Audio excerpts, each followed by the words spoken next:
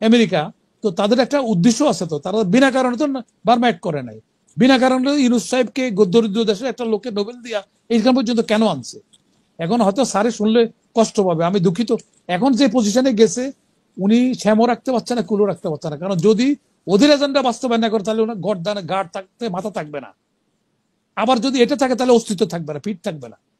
আবার জনগণের স্বার্থে যদি বিরুদ্ধে যায় তাহলে তোমার পিঠের চামড়া থাকবে না। আর যদি ওদেরটা বাস্তবায়ন করতে তাহলে মাথা থাকবে না গাড়ি দেওয়ার থেকে। এখন উনি এরকম মহাসংকটে পড়ছেন বিকজ অফ ওনার কিছু অতি অ্যাম্বিশনসের কারণে উনি এই সংকটের মধ্যে পড়ছে। আর 84 বছর বয়স, নোবেল পাইছে, তারপরে এখন সম্মান পাইছে। এখন সম্মানটা রক্ষা করে বিদায় হওয়াটা ওনার কাছে উত্তম ছিল, কিন্তু সেটা না করে উনি ওই যে আজরাইল রাষ্ট্রের যে ওইদিকে দেখা হবে, কিন্তু ওনার যারা ওনাকে নার্সিং করে আসছে ওনাকে তুষ্ট করতে যাইয়া না তুষ্ট করতে পারবে, না এখানে ওনাদের উনি এখানকার জনগণের কাছে সুনাম রক্ষা করতে পারবে। আমি কিন্তু একটু ইঙ্গিত দিলাম, বিএনপি বুঝলে ভালো, না বুঝলে আরো ভালো। হ্যাঁ, বিএনপিকে এর আগেও আমি সতর্ক করছিলাম যে আপনারা বোকার সঙ্গে বাস করছেন, আপনারা ক্ষমতা আসছেন না। আমি দায়িত্বপূর্ণ লোকজনের প্রেসিডেন্ট মেম্বার এরকম লোকের আমি এখন নাম মেনশন করছি না, মেনশন করতেও পারি, আমার কোনো এমন ইয়ে নাই, কিন্তু আমি বলছি, সতর্ক করছি তাদেরকে যে আপনারা বলে দিবেন ইলেকশন হবে, ইলেকশন হওয়ার পরে তো আপনারা আপনাদের লোক নিয়োগ করতে পারবেন। তাহলে ইন্টেরিয়াম গভর্নমেন্ট কেন করছে এটা? ইন্টেরিয়াম গভর্নমেন্ট তো বিএনপি কে ঘুমে রাখার জন্য এই কাজগুলি করছে। কারণ বিএনপি ইন্টেরিয়াম গভর্নমেন্ট তো বিএনপি আওয়ামী লীগ জামাত দেখার কথা না। এটা আমি একটা উদাহরণ হিসেবে বলি যে এখানে প্রচার হয় যে বিএনপির কিছু লুটপাট করছে। হ্যাঁ, এটা সত্য, লুটপাট করছে, দখল করছে, এটা সত্য, অসত্য না। কিন্তু তারা যতটুকু প্রচার করছে অতটুকু কিন্তু অ্যাকশনে যায় না, তাদেরকে অ্যারেস্ট করে নেয়। কারণটা কি? কারণটা হলো একদিকে বিএনপি শত্রু নিয়ে বাঘ শিকার করতে গেলে বাঘ মূল্য লাভ, শত্রু মূল্য লাভ। তো এই জন্য ইন্টারিয়াম গভর্নমেন্ট এটা চাইছে যে এখন এটা জনগণের কাছে গান্দা করতে বলে। একটা তো আওয়ামী লীগ তো গান্দা হয়ে গেছে অলরেডি, তাহলে আর বড় দল থাকে এটা, তাহলে বড় দল থাকে, এদের যদি গান্দা করা যায় সব দিয়ে, তাহলে তো এদের জনসমর্থন কমে যাবে। কমে গেলে এদের সময়টা দীর্ঘায়িত করতে সুবিধা হবে। আর অনেকের ধারণা যে উনি যে বলছেন যে শুধু বিএনপি ইলেকশন চাচ্ছে, আমি জিনিসটা এইভাবে দেখছি না। আমি দেখছি বিএনপি চাওয়া মানে হলো 40 থেকে 35 থেকে 40% লোক চাওয়া। তার মানে এখন আমি বিএনপি করি না, কলিমুল্লাহ ভাই বিএনপি করে না, তাহলে আমরাও তো চাচ্ছি ইলেকশনটা হোক। তাহলে এটা যদি যোগ হয় তাহলে দেখা যাবে 60 আপ লোকে চাচ্ছে ইলেকশন।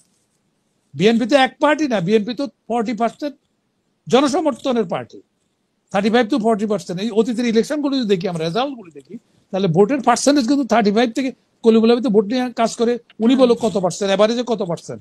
তাহলে ওনারা বলতেছে একজন একটা পার্টি যাচ্ছে, একটা পার্টি যাচ্ছে না তো এখানে, এটা জনসমর্থন হিসেবে কতজন জনগণও চাচ্ছে, সাথে সাথে বিএনপির জনগণ তো চাচ্ছেই অন্যান্য। আচ্ছা, এখন আর পরে হলো আর কিছু পার্টি যেটা সবসময় দালাল পার্টি কিছু আছে, তারা স্বামী হইলো সভাপতি, স্ত্রী হলো মহাসচিব।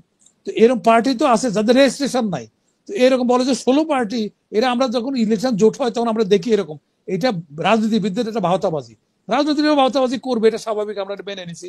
কিন্তু ইন্টেরিয়াম গভর্নমেন্ট যে বলছে একটা পার্টি করছে, উনি তো বলতে পারলেন যে 40% লোক চায়, দেশের জনগণের 40% না, বিএনপির সমর্থক, বিএনপির বাইরে নিরপেক্ষ কিছু লোক তো আছে যারা ইলেকশন ডিসাইড করার যে ফ্যাক্টরটা, যে নিরপেক্ষ লোকটা, তারাও তো ইলেকশন চাচ্ছে। আমি তো ইলেকশন চাচ্ছি, এখানে যারা আছে তিনজনে তো ইলেকশন চাচ্ছি আমরা। কারণ জনগণ আমরা চাচ্ছি যে এই যে দুয়াশা তৈরি হয়েছে, এখানে যে একটা বার্মা অ্যাক্ট করছে যে উদ্দেশ্যে ডক্টর ইউনূসকে নার্সিং করে এখান পর্যন্ত আনছে আমেরিকা, তো তাদের একটা উদ্দেশ্য আছে। তো তারা বিনা কারণে তো বার্মা অ্যাক্ট করে নাই। বিনা কারণে ইউনূস সাহেবকে দরিদ্র দেশের একটা লোককে নোবেল দিয়া এইখান পর্যন্ত কেন আনছে? এখন হয়তো স্যারে শুনলে কষ্ট পাবে, আমি দুঃখিত। এখন যে পজিশনে গেছে উনি শ্যামও রাখতে পারছে না, কুলো রাখতে পারছে না। কারণ যদি ওদের এজেন্ডা বাস্তবায়ন না করে তাহলে ওনার গড়দানে গাঢ় থাকতে মাথা থাকবে না। আবার যদি এটা থাকে তাহলে অস্তিত্ব থাকবে না, পিঠ থাকবে না। আবার জনগণের স্বার্থে যদি বিরুদ্ধে যায় তাহলে তোমার পিঠের চামড়া থাকবে না। আর যদি ওদেরটা বাস্তবায়ন করতে যায় তাহলে মাথা থাকবে না গাড়ি দেওয়ার থেকে। এখন উনি এরকম মহাসংকটে পড়ছেন বিকজ অফ ওনার কিছু অতি অ্যাম্বিশনসের কারণে উনি এই সংকটের মধ্যে পড়ছে। আমি আল্লাহর কাছে ফরিয়াদ প্রার্থনা করি যেন উনি এই সংকট থেকে জাতীয় যেন এই সংকট থেকে উত্তরণ করতে পারে। নাহলে আমাদের অমানিসার অন্ধকার আমাদের সামনে অপেক্ষা করছে। আমি আজকে দায়িত্ব নিয়ে মিডিয়ার মধ্যে বসে রেকর্ডে রাখো এটা ভবিষ্যৎ। আমি যদি আমার এই কথাগুলো যদি মিথ্যা হয় আমি খুব খুশি হব, কিন্তু আমার এই কথাগুলো মিথ্যা হচ্ছে না, আমি সেটাও বলছি দৃঢ়ভাবে। এখানে প্রেস সেক্রেটারি কি বলছেন না বলছেন, কারণ উনি তো নিজের কথা নিজে না বলে প্রেস সেক্রেটারি দিয়ে বলাচ্ছেন, ওনার অভিপ্রায়টা তো যারা বুঝার তারা বুঝছে।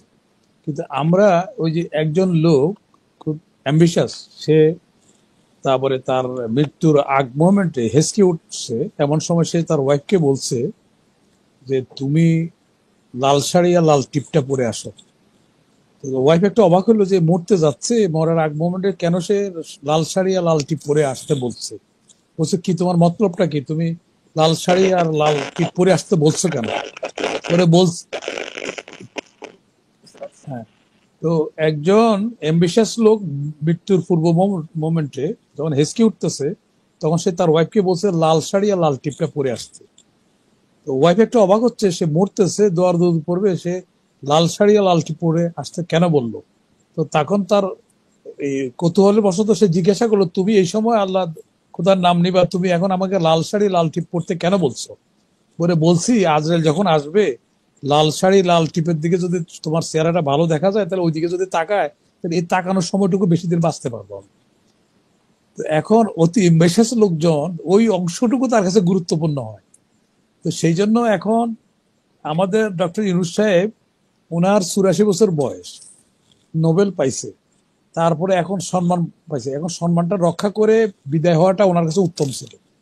কিন্তু সেটা না করে হুম উনি ওই যে আজরাইল আসলে যে ওইদিকে দেখা হবে, কিন্তু ওনার যারা ওনাকে নার্সিং করে আসছে ওনাকে তুষ্ট করতে যাইয়া না তুষ্ট করতে পারবে, না এখানে ওনাদের উনি এখানকার জনগণের কাছে সুনাম রক্ষা করতে পারবে। আলটিমেটলি উনাকে যাইতে হবে, উনি যতই তালবানা করুক, হয়তো সময় একটু দীর্ঘায়িত হবে, তবে উনি সম্মান নিয়ে যেতে পারবে না, আমি এটা নির্দ্বিধায় বলতে পারি। যদি ডিসেম্বরের পরে উনি ইলেকশনের তালবানা করবে, এটা কোনো সন্দেহ নাই, উনি তখন আরেকটা ইস্যু হুম তৈরি করবে।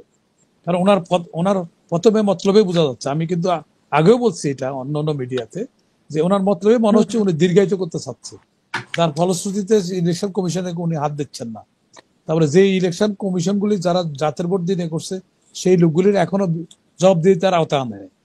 এই আর ইলেকশন কমিশনের সকল অফিসাররা যারা ওনাকে দিনের ভোট রাত্রে করতে সহযোগিতা করছে আছে নাকি, তাদেরও কোনো বিচারের আওতা বা জবাবদিহিতার আওতা আনতে পারে, আনেন নাই, আনার চেষ্টাও করেন নাই। কিন্তু অন্য সংস্কারের কথা বলছেন, ওটা করছে যেটা তার এখতিয়ার নাই।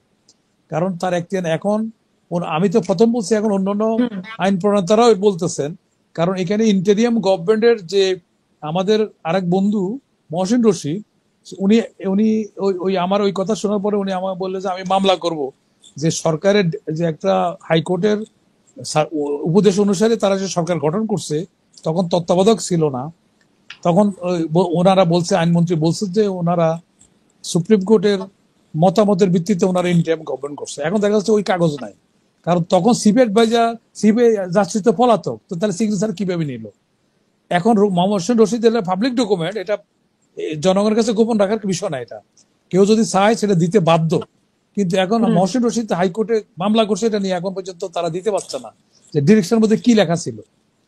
তার মানে হুম একদিকে সংবিধানে নাই, একদিকে ডিরেকশনের কথা বলছে, এটা অনেকটা ওই হাসিনার রিজিগনেশন লেটারের মতো হচ্ছে, এটার কোনো দেখাতে পারছে না। তাহলে এই যে একটা জনগণের সাথে একটা ভাওতাবাজি, এটা হুম তো এই গভর্নমেন্টের কাছে আমরা এটা আশা করি না। এটা পলিটিক্যাল গভর্নমেন্ট করতে পারে, তাহলে ওনারা জনপ্রশাসনের পাবলিক ডকুমেন্ট পেপারে দিয়ে দিতে পারে যে এই মানে চিফ জাস্টিস এই কথা দিচ্ছে, এই যে সিগনেচার, এই হলো তার ডিরেকশন হিসেবে আমরা গভর্নমেন্ট গঠন করছি।